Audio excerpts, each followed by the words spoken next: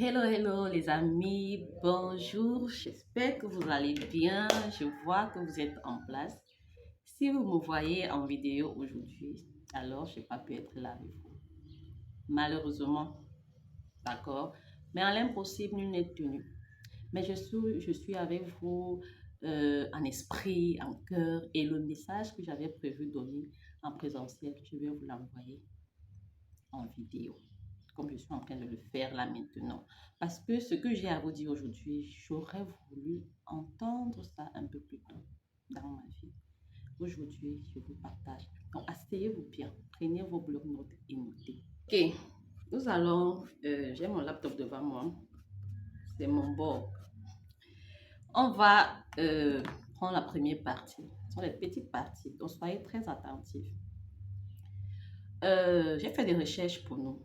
Vous savez, en 2025, une grande enquête a été posée à certaines femmes, à des milliers de femmes dans ce monde. On leur a demandé qu'est-ce qui contribue à ton bonheur ou alors qu'est-ce qui contribue à ton équilibre personnel. Qu'est-ce qui contribue à ton équilibre personnel? Posez-vous cette question, vous me répondez en cœur. La réponse numéro 1, donc la réponse qui a été majoritaire dans toutes ces questions, c'était quoi? Imaginez un peu. Ce n'était pas l'amour, ce n'était pas la famille, ce n'était pas la foi non plus. Dit la majorité, pas dit qu'il n'y a personne qui a dit l'amour ou la foi, mais la majorité était quoi? La liberté financière, l'indépendance financière. La majorité des femmes ont mis ça euh, comme la réponse, quoi. Hein? Voilà. Qu'est-ce qui contribue à ton équilibre personnel? C'était l'indépendance financière. Comprenez un peu. Maintenant, combien d'entre vous avez répondu forcément en cœur, combien d'entre vous ont mis l'indépendance financière là en dernière position? Combien d'entre vous n'ont pas mis avoir l'argent, avoir un bon boulot stable sur la liste? Combien? Parce qu'il ne s'agit pas seulement de mettre l'indépendance financière en première position. Mais est-ce que vous n'avez pas mis l'indépendance financière, c'est-à-dire avoir un emploi stable, avoir des revenus stables, avoir assez d'argent pour faire X ou Y? Qui n'a pas mis cette réponse dans un socle qui permet d'être équilibré, je vais dire. D'accord? Donc, il y a une autre chose. Il y a une autre chose. Et aussi, je voulais noter qu'il y a certaines personnes ici qui attendent la permission pour commencer à chercher de l'argent. Oui, qui attendent la permission. Genre, tu dis bien que tu veux l'indépendance financière, mais tu attends. Tu attends quoi? Tu attends qui? En 2026, une autre étude a révélé que 83% des femmes s'occupent plus des santé de leurs proches que d'elles-mêmes. 83%, ça veut dire que on s'occupe plus de nos enfants, de nos conjoints, de nos frères et sœurs, de nos parents. La femme même se met en arrière, en dernière position. 83% de femmes font cela. Vous voyez un peu. Et ça plonge la femme dans un état de santé mentale vraiment pas. La santé mentale n'est pas équilibrée parce que on va dire bonjour à l'angoisse. Bonjour à l'angoisse, à la peur du lendemain. Bonjour à la dépendance financière. Bonjour à la peur de ne pas pouvoir assumer demain. Vous voyez? Donc, nous les femmes, c'est-à-dire ces femmes qui ont, ces 83% de femmes, elles se sont mises en dernière position. Elles passent en dernière position. Elles-mêmes. Comment on n'aura pas de l'anxiété chronique? Comment on n'aura pas des pertes progressives de notre identité? Vous voyez un peu. Vous voyez que ce problème de santé mentale est dehors. C'est grave. C'est grave. Et les femmes sont les premières sur la liste. Quand on fait même les comparaisons, le pourcentage entre les femmes et les hommes sont en première position. Ça. Ce que tu ne gagnes pas là, si on te le retire aujourd'hui, qu'est-ce que tu vas devenir? Est-ce que tu t'es posé cette question? Qu'est-ce que tu vas devenir si ce que tu as aujourd'hui, ce n'est pas toi qui gagne, mais qu'est-ce que tu vas devenir aujourd'hui si on te retire ça? Es-tu prête à vivre avec cette peur toute ta vie? La peur qu'on te retire ce que tu as, ce qui te permet de dormir, ce qui te permet de ne pas avoir faim, ce qui te permet d'être à l'abri. Est-ce que tu peux... Combien de temps est-ce que tu vas vivre dans cette peur? Ok, on va passer à la deuxième partie. Partie 2, c'est quoi? La vérité que personne ne nous dit, ne vous dit. La vérité que personne ne vous dit. Voilà ce que personne ne vous dit pas. Vous savez, mes soeurs, la santé mentale et l'autonomie financière ne seront pas séparées. Pas du tout. Pas du tout. C'est pas séparé. Ce sont les deux faces d'une même pièce qu'on peut dissocier. Et quand on dissocie, c'est très grave. C'est dangereux. Il faut les recoller. Quand une femme n'a pas ses propres ressources financières, my God, est-ce que dans cette salle, il y a encore des femmes qui n'ont pas leurs propres ressources financières? C'est même la base. Même si tu n'as pas encore atteint l'indépendance financière, il faut déjà avoir ce qui est à toi. Un peu comme ça, même si ça te permet d'acheter ton bonbon. Parce que quand une femme n'a pas ses propres ressources financières, elle reste dans les relations qui la détruisent parce qu'elle n'a pas les moyens de partir. Elle n'a pas le choix. Tu vas rester avec un pervers narcissique parce que c'est lui qui te donne ton repas de midi, c'est lui qui te donne le petit déjeuner, c'est lui qui te soigne, c'est lui qui te donne tout. Sans lui, tu es perdu. Sans lui, tu n'auras pas de quoi manger ou dormir, de quoi prendre la moto, de quoi même appeler tes proches, de quoi mettre tes mégas. Il te donne tout. Il te donne tout. Vous voyez un peu. En plus, elle porte ses soins médicaux parce qu'elle doit demander la permission de demander. Oui, comme je disais tout à l'heure, tu vas demander la permission. Est-ce que je peux avoir 1000 francs? Tu vas demander tout, même pour acheter un petit para, tu as mal à la tête. Tu vas attendre que la maman t'avoir parce qu'on n'est pas seulement attaché financièrement à un conjoint. Tu peux être là, tu dépends financièrement de ta mère, de tes soeurs, de tes frères. Tout ce que tu veux, tu attends qu'on t'envoie à la fin du mois. Tu as même mal à la tête, il faut que tu attendes qu'on te fasse le dépôt. Ouais, tu peux encore faire le dépôt là. Tu es obligé de rester avec des personnes ou alors d'accepter qu'on te traite n'importe comment, parce que c'est cette personne qui te donne 5 francs. Elle étouffe ses ambitions parce qu'elle se dit que ce n'est pas le moment. Oui, tu as les ambitions, tu as des rêves, mais rien ne t'amène à aller de l'avant. Tu as des talents, tu étouffes. Tu as les compétences, tu les enterres. Tu les enterres.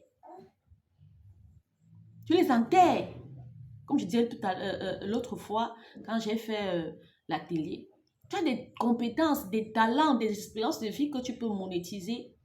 Mais parce que tu es attaché, tu n'as pas de ressources à toi-même, tu es attaché à des personnes qui te donnent ces ressources, tu es là, tu ne peux pas voler de tes propres ailes. On va te lancer un mot qui va te décourager et c'est fini. Non. Et progressivement, cette femme, elle va disparaître. Pas disparaître physiquement, mais disparaître. Partout où tu vas partir, on dit souvent des fois dans l'habitude de dire, tu pars dans les réunions de famille, c'est toi qui vas nettoyer toutes les bassines de poissons. C'est toi qui vas laver les bassines des assiettes. Parce que tu espères que quand tu vas finir, on te lance en 2000. Il faut que laver les assiettes soit un choix. Pas que ce soit pas, ça ne doit pas être quelque chose de calculé. Donc, je sais que quand elle avait comme ça, la mère là, qui a un sac de Louis Vuitton là, qui a un sac de 50 000 là, elle va me lancer en 2000. Et toi, tu vas aller boire la bière. Tu vas aller boire la bière. On connaît que tout pour toi, c'est la bière. Tu deviens l'ombre de toi-même. L'ombre de toi-même. Tu as vu quelque part avec tes cadettes qui ont leurs ressources financières, on leur donne la place. Tu restes debout. Jusqu'à ta cadette t'envoie m'acheter la bière. Comme achète nos cadettes de bière là, tu viens boire. Tu prends, tu cours. C'est quoi? On t'a pas vendu. On t'a pas vendu. Moi, j'aime pas que les gens se mettent à dire que oh, on t'a vendu. C'est toi-même, tu te vends moins cher. Tu te vends moins cher. Pourquoi? Parce que tu n'as pas tes propres ressources financières. On est dans un monde où l'argent a le pouvoir. Dans un monde où nous sommes, l'argent a un pouvoir d'ouvrir certaines portes. Toi, tu es appelé à être une mère. Tu vas entretenir tes enfants comment? Tu vas compter sur le père, sur l'homme. L'homme là aussi, il cherche. Hein? Il cherche, il ne reste pas les bras croisés. Il est un être humain comme toi. Si tu as les apports, tu dois te lever. Ne pas attendre de quelqu'un, ni de ta mère, ni de tes frères, ni de tes soeurs, ni de ton mari. Et quand ils vont te refuser 2000, 3000, tu vas aller faire la sorcellerie. Sur le nom. J'ai beaucoup à dire sur ce sujet, mais c'est dans 15 minutes. Donc, je passe. Donc, est-ce que tu te reconnais dans cette femme? Sois sincère avec toi-même. Ne dis pas à la voisine que maman, je me reconnais, maman, je suis comme ça. Ah, non. Est-ce que tu te reconnais dans cette femme? Ou est-ce que tu connais cette femme autour de toi?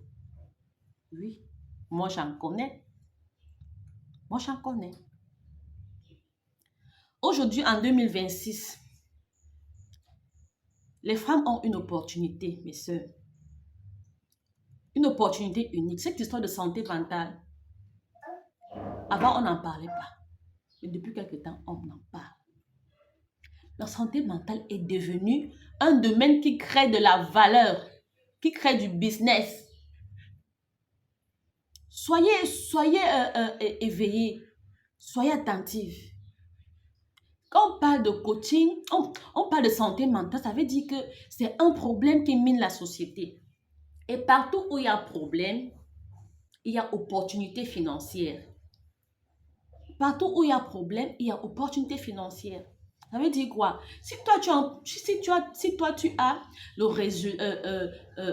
la solution à la santé mentale, ça veut dire que tu as la mine d'or entre les mains. Oui. Tu vas organiser des coachings, tu vas offrir des accompagnements, tu vas organiser des brunchs comme celui-ci qui seront payants. Mais pour nous, ici, ce n'est pas payant. Vous savez, actuellement, ce n'est pas payant, ça ne sera jamais payant. Parce que nous, on fait... vraiment, ça vient du cœur. Donc, c'est devenu un business. Les gens le font. Faites les recherches. On offre des accompagnements. Et ce n'est pas de la frappe. Donc, les gens vont dire que, oh, pourquoi ils vendent ça? Pourquoi on donne l'argent? Pourquoi? Ils sont venus sur la tête et servis gratuitement. Quand tu as le palier, tu pars à l'hôpital, on te soigne, tu ne payes pas. Pourquoi tu ne veux pas qu'on t'aide à sortir d'un problème et tu payes? Non. La vie, c'est ça. Quand tu veux qu'on t'ouvre une porte, tu donnes l'argent.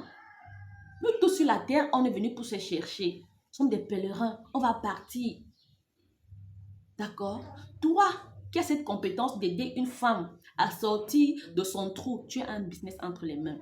Tu as des coachings, comme j'ai dit, des accompagnements. Tu partages ton vécu. Si toi, tu as réussi à traverser la dépression, tu as forcément suivi des étapes qui t'ont amené à sortir de là. Alors, cette méthode que tu as appliquée, c'est la solution. Vends-moi cette solution. Propose cette solution à tes soeurs qui sont en train de mourir. Si tu ne proposes pas cette solution aux gens qui sont en train de mourir, tu es une meurtrière. Parce que si Dieu met en toi une solution, ce n'est pas pour que tu la gardes. C'est pour que tu partages ça à autrui, pour que tu sauves des vies. Si tu es médecin, par exemple, et qu'il y a un cas devant toi, quelqu'un qui tombe, tu regardes, tu ne fais pas, c'est quoi? On va te poursuivre en justice. C'est la même chose. C'est la même chose. Tu as des compétences. que les femmes autour de toi sont prêtes à payer, et pas seulement les femmes, même les hommes, même les adolescents sont dans cette histoire de santé mentale. Donc, reste vigilant, sois éveillé, ma soeur. Soyons éveillés. Donc, tu as quelque chose d'inestimable entre les mains. Toi qui as traversé quelque chose en ce qui concerne la santé mentale. Même si tu n'as pas encore fini ton parcours, tu as une histoire. Tu as une transformation que tu es en train de traverser. Tu as une reconstruction que tu es en train de faire. Donc, pense-y. Chaque douleur que tu as traversée est une compétence. Quelqu'un, quelque part, paiera pour apprendre à travers ce que tu as déjà surmonté. Ça, crois-moi, moi j'en ai vu. Je travaille avec des femmes dans ce sens chaque jour. On passe à la partie 3. Nommée l'équation que personne n'enseigne. L'équation que personne n'enseigne. Je vais vous laisser avec une équation simple, mes soeurs. Une équation, tant pour moi, qu'on ne nous enseigne jamais à l'école. On n'a pas vu ça au collège, au lycée, à l'université, au primaire. On n'a pas vu ça là-bas. Moi, en tout cas, moi, je n'ai pas vu ça là-bas. L'équation, c'est quoi? Santé mentale plus autonomie financière égale à femme libre. Santé mentale. Si vous avez un tableau, je vais vous écrire ça. Écrivez sur vos bouquins. Sur vos blocs, vous savez ça là-bas. Santé mentale plus autonomie financière égale à femme libre. Je n'ai pas dit que c'est égal à femme parfaite. Non. Ou femme sans problème. ou femme sans problème. Donc, c'est femme libre. Femme libre. Libre de rester ou de partir. Parce qu'elle veut. Donc, moi, j'ai la liberté de choisir si je reste dans mon foyer ou pas. Pas parce que mon mari me donne l'argent. Mon choix de rester dans mon foyer, ça ne doit rien à y voir avec quelque chose qui me conditionne. Rien ne doit te conditionner. J'aime souvent dire que l'argent donne à l'homme l'autorité. Mais l'argent donne à la femme la liberté de choisir. Quand tu as ton cap, ma soeur, tu choisis de faire des choses comme tu veux. Si tu donnes l'argent et que l'homme te fait les chichis par rapport à l'argent dans notre foyer, il te fait des... Donc, lui-même saura déjà que si ma femme est là, c'est pas forcément pour mon argent, non, elle a son cap. Si aujourd'hui, l'homme te dit que sors, il ne peut pas te faire le chantage sur que sors. Il sait que tu as tes dos, tu vas aller prendre ta maison, tu vas te prendre en charge. Donc, tu as la liberté de rester dans une relation parce que tu veux, pas parce que tu ne peux pas partir. Tu ne peux pas partir. Et tu ne peux pas partir, pourquoi? Parce que tu n'as pas tes ressources financières. Si tu sors de la maison, tu vas te gérer comment? Tu vas manger comment? Tu vas dormir où? Tu vas faire comment avec tes enfants? Tu vas. C'est fini. Tu es libre de te soigner sans demander la permission. Pendant qu'il est dans une zone où il n'y a pas le réseau, ou alors ta mère qui t'envoie souvent l'argent, ta soeur qui t'envoie souvent l'argent, tu n'arrives pas à la voir, elle au Canada, tu es au Cameroun, tu es malade, tu vas attendre qu'on t'envoie l'argent, parce que tu n'as pas. Or, quand tu es libre, tu portes tes pieds, tu pars. Tu pars. Tu dis que, voilà, j'étais à l'hôpital, on a dit. Tu as acheté les médicaments? Oui. Tu poses le respect. Après, on peut t'aider, c'est pas un problème. Mais tu es libre de te soigner, tu es libre. Tu es libre de dire non à ce qui te détruit. Oui, il y a des femmes qui endurent ici dans les foyers, vous savez. Il y a des femmes qui endurent, même les hommes, qui supportent des choses dans leur foyer. Parce qu'elles n'ont pas le choix. Elles n'ont pas le choix. J'avais causé une fois avec une dame qui disait que oh, quand son mari rentre, elle n'a pas le droit de demander que tu sors même si c'est à 3 heures. Il sort le matin comme ça, il rentre même après 3 jours. Tu rentres, tu ne peux pas demander parce que tu me nourris. Parce que tu me donnes 5 francs pour que je donne à ma mère. Parce que tu me donnes 5 francs pour que je donne à mon frère. Je suis obligé de supporter n'importe quoi. L'autre était malade, oh, il avait accueilli sa petite à la maison. Hein? Tu supportes tout ça parce que tu ne peux pas. Parce que tu ne peux pas. Tu n'es pas libre de dire non. On te dit le matin que bam, porte des pieds en voyage, on ne t'a pas prévenu. Tu te lèves aussi comme l'enfant groupe. Tu es l'enfant qu'on te lève comme ça là. Monte à gauche, tu montes à gauche. Prends la moto, tu prends la moto. Même si tu as peur de la moto, tu n'as pas le choix. Tu dois toujours dire oui. Tu acceptes tout. On te dit que Gaël, c'est toi qui pars avec les enfants devant. Tu arrives au village en premier, tu commences à faire la propreté de la maison. Tu pars seulement. On arrive derrière. Les porteuses d'argent. On arrive derrière le jour J. Ça fait rire, mais c'est la réalité. Tu vas de quel côté? Ceux qui portent de l'argent ou celle qui part au village. Donc, si le deuil c'est samedi, tu pars même lundi et tu parles les enfants, tu occupes les enfants, tu fais la propreté. Tu es A ou B? Moi, je suis B. Dites en salle A ou B? B. Ok, compris B. Donc, tu es libre de construire ce que tu veux construire, ma soeur. Tu as tes ressources financières. Quand tu as la santé mentale et l'autonomie financière, tu es libre de construire ce que tu veux. Et construire ici, c'est dans tout. Que ce soit les maisons, que ce soit, tu construis tout ce que tu veux. D'accord? Et construire même quelque chose d'émotionnel, tu construis. Donc, l'autonomie financière n'est pas un luxe pour une femme qui est ambitieuse. C'est un bouclier de femme libre. Un bouclier. Le bouclier, c'est quoi? C'est qui te protège. Donc, la santé financière te protège. Oui, ce n'est pas un luxe. Donc, et ce bouclier, tu peux commencer à le construire aujourd'hui. Pas demain. Je dis aujourd'hui, comme tu es en salle là. Justine, regarde les femmes qui veulent construire. Levez les mains. Prends-moi le nom de toutes les femmes qui veulent construire leur liberté financière à partir d'aujourd'hui. Levez les mains, Justine va prendre le nom. Avec ce que tu sais faire déjà, tu peux construire. Avec ce que tu as déjà vécu, tu peux construire. Avec ce que tu as déjà comme talent, tu peux construire. J'ai dit quoi? Talent, compétence, histoire de vie, tu peux construire à base de ces 3 choses. Donc, voilà, nous sommes à la fin. Avant de terminer, je veux poser une question honnête. Question honnête. Mes soeurs, une question honnête. Je ne connais pas vos vies. Je ne connais pas vos combats. Je ne connais pas vos challenges. Forcément, chacun a ses problèmes. Forcément, chacun traverse des moments vraiment compliqués. À un moment donné, tu te poses les questions. Tu veux lâcher prise. Mais tout ce que moi je fais, c'est essayer de réveiller nos consciences. En ce qui concerne la santé mentale et l'autonomie financière.